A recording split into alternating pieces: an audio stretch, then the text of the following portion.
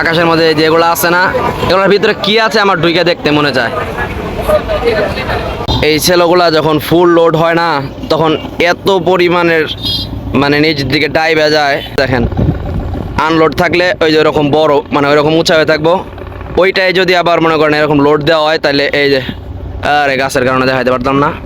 ना या मुजतबा या मुस्तफा ताजदार मदीना सल्ली अला या मुहम्मद या शाह मदीना या मुजतबा या मुस्तफा ताजदार मदीना।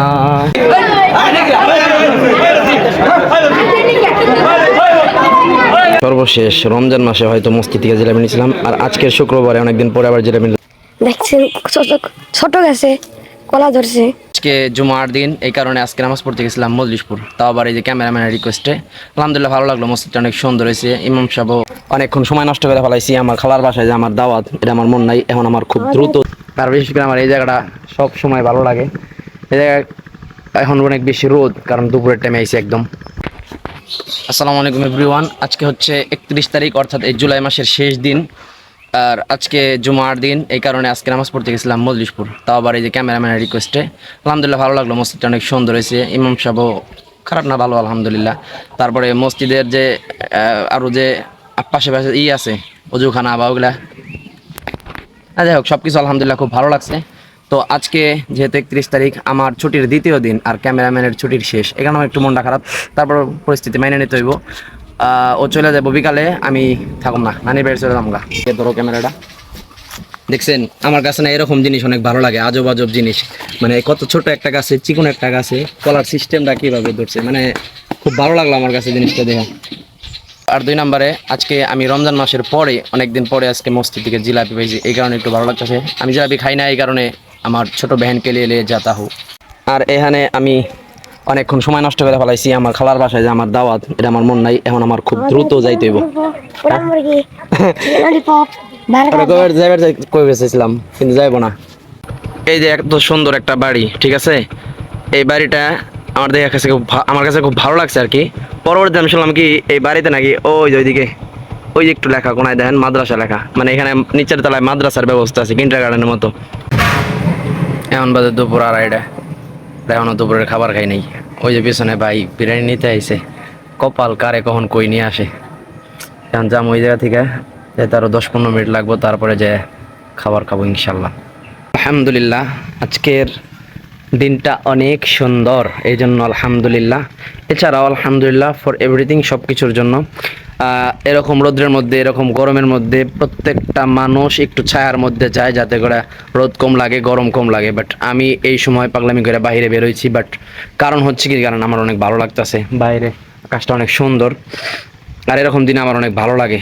আর আজকের আকাশটা এতটা বেশি সুন্দর না, অন্যান্য দিন যেরকম আকাশটা একদম নীল থাকে, অনেক ছায়া যায়, ভালো লাগে। আর ভালো লাগার একটা কারণ হচ্ছে কি জানেন,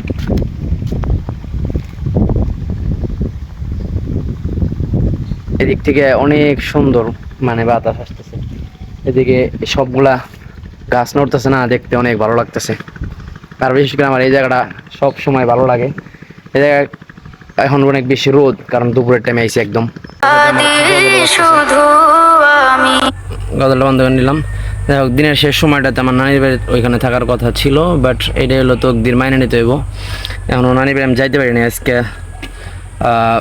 মিশন ক্যান্সেল, শিডিউল ফেল হয়ে গেছে, যার কারণে যাওয়া হয় নাই, 2 দিন পরে যাই। এই ছেলেগুলা যখন ফুল লোড হয় না, তখন এত পরিমাণের মানে নিচের দিকে ডাইবে যায়, মনে হয় যে অল্প একটু পানি উঠলে এটা ডুবে যাব। আর একবার যদি একটু পানি উঠে, তাহলে এমন একটা অবস্থা হইব, ভিতরে সব বালুগুলো আস্তে আস্তে গলতে থাকবো, মানে ডুবে যাওয়ার সম্ভাবনা। আর এই যে এখন একটা যাইতেছে না, আবার দেখেন সামনের দিকে ওই যে আরো একটা আসতেছে, আর পিছনের ডান্ডিটা বাইরে ভাই বিশাল বড়। আমার কাছে ভালো লাগে, আমার কাছে মনে চায় যে এরকম একটা জায়গায় বাড়ি হইলে এই জায়গায় যারা যারা সারাদিন বাতাস আসতে থাকবো, আর এই সব দেখলে অবশ্য সাউন্ডের কারণে অনেক প্রবলেম হইব। দেখেন আনলোড থাকলে ওই যে ওরকম বড় মানে ওইরকম উঁচা হয়ে থাকবো, ওইটাই যদি আবার মনে করেন এরকম লোড দেওয়া হয়, তাহলে এই যে আরে গাছের কারণে দেখাইতে পারতাম না।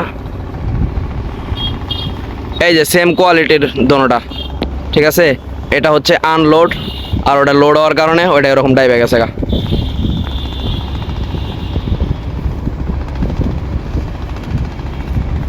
এই যে দেখেন, যদি এটা কোনোভাবে ওই ইয়ের সাথে লাইগা যায়, ব্রিজের অবস্থা খারাপ হয়ে যাবে, ওইভাবে সেলের অবস্থা খারাপ হয়ে যাবে। এই কারণে একজন ড্রাইভার দরকার প্রত্যেকটা গাড়ির।